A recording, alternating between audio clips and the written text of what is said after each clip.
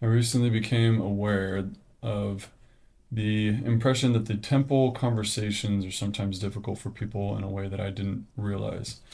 So, this year, for the first time, I realized that there's this whole conversation around Father's Day and Mother's Day that was a little more intense than I ever had exposure to. And a lot of this stuff I'm ignorant of for a variety of different reasons, but I'm starting to become aware of some things that people struggle with, or at least are dealing with, that I've never heard of. So, for example, I knew that on Mother's Day, it's difficult for people to hear a mother's gratitude talk if they're a woman who is not yet a mother, especially if they're older. And the same thing for fathers.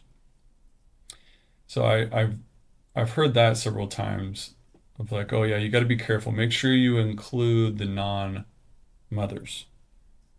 Make sure you include the non-fathers. And then there's a bunch of stuff that I learned this year around the actual Mother's Day, Father's Day presence in the ward, which I was not aware of. How some wards do a lot more than others, I guess. I thought every ward just did the token gifts, and nobody really thought about it because all the Father's Day, Mother's Day stuff was going on at home, and we don't go to church to celebrate the holiday. We go to church for the sacrament, and then it's your if you get a cookie or a root beer, then great. Um, but I recently realized that some people have a similar feeling when it comes to the temple. And I was not aware of this. That there are those who have not gone to the temple yet, so new members. They seem to do well because they're excited about going to the temple and preparing for the temple. There are those that are, young, maybe 15 years old, and they don't really care if you talk about the temple because they are not at the point where they're trying to make that decision. But then there are two other groups. There are a group of people that hear talk about the temple knowing that they are currently not able to go for worthiness issues. And then there are, and those ones are, wanting to go, but they've got something to work on. Then there's a second group that hears talk of the temple and knows that they're not going to go to the temple because of worthiness issues, supposedly. But they don't want to go. And so because they don't want to go and they're not trying to go, they don't want to hear about the temple. Maybe it's a stretch to say it's similar to the Mother's Day, Father's Day thing, but in my mind, it kind of is the same.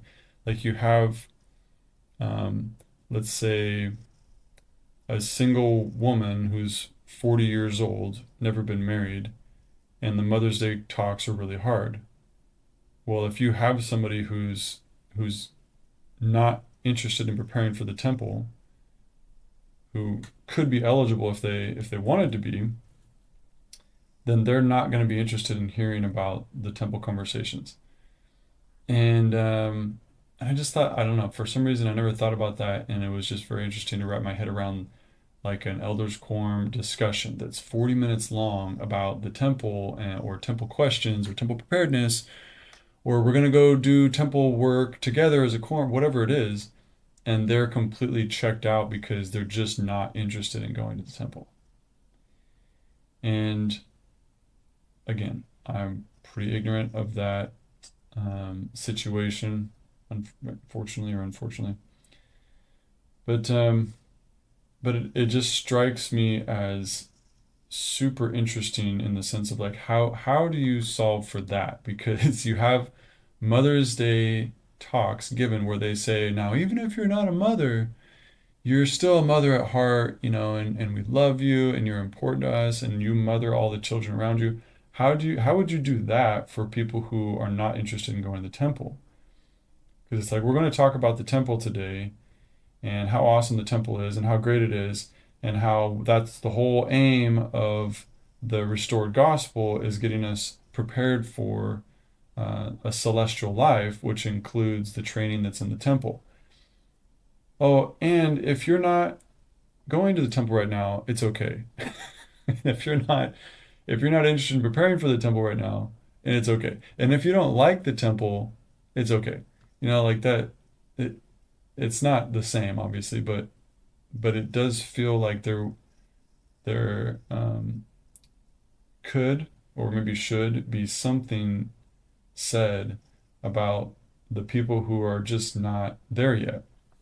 And I don't blame anybody for not being there. I know people who don't want to go to the temple, and they have a variety of reasons.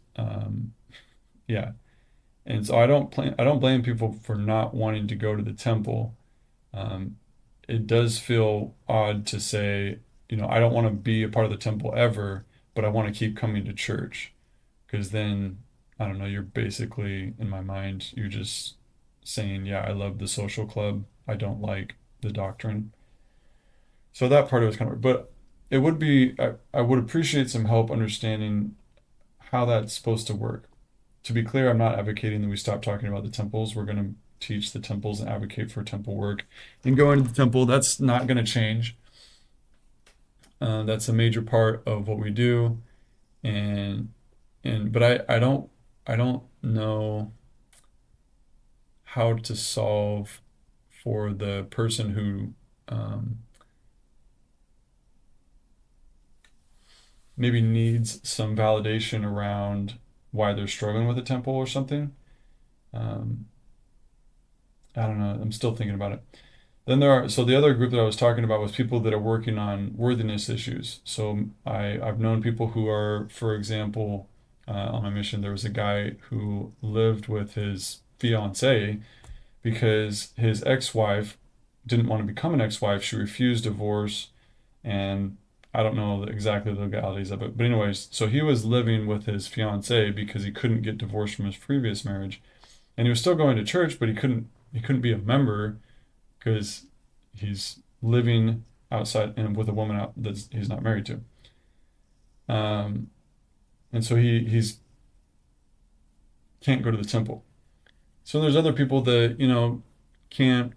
I say can't, but won't won't pay their tithing for a variety of reasons. It's too hard or whatever. There's people that are addicted to cigarettes, and there's all kinds of reasons why people struggle to meet the standards of the temple, and that's fine. But that's I don't think that's the person I'm trying to solve for because they have a desire to go and they're working on something. It's just taking a long time. The people that I'm thinking about are the people who could be worthy to go today, tomorrow, next week, and they just don't want to go to the temple. They don't like it. They don't want to go. They don't feel comfortable, or maybe they've got some habit that they don't have a hard time overcoming, but they just don't want to overcome it. That keeps them away from the temple. I've known people that just don't want to do the interviews. They just hate the priesthood interviews. They don't like answering the questions. They don't think they owe it to anybody to show that they've been prepared for temple work. And so they refuse to go to the temple because they refuse to be involved in those kinds of interviews. So just, yeah, I think that's all I have is just something I've been thinking about. So I'll keep trying to solve for that and like how to talk through it in a way that is helpful to people so that they can understand where we're coming from and we're not trying to exclude people, we're trying to encourage people. We're not talking about something that is like a shame based like I can't believe if there's anyone in this room that doesn't want to go to the temple, shame on you. It's the most beautiful place. That's not the point. It's more of just trying to help people understand that because we are excited about something and we find so much joy in something, we want to share it. And if you don't want to take interest in that, it's okay. It's not. It's not a big deal. But this is what we do in the restoration. This is what we talk about.